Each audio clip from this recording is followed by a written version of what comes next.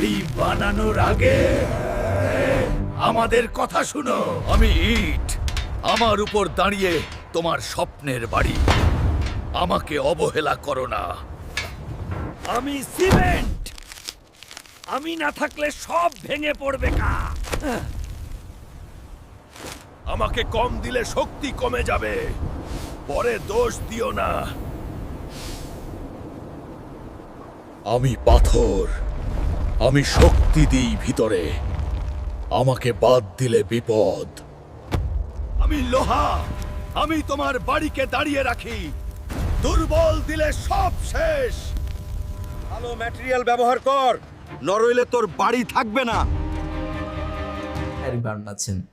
আমার এই ভিডিওটা ভালো লাগলে একটা লাইক এবং একটা সাবস্ক্রাইব করে দিবেন। ধন্যবাদ।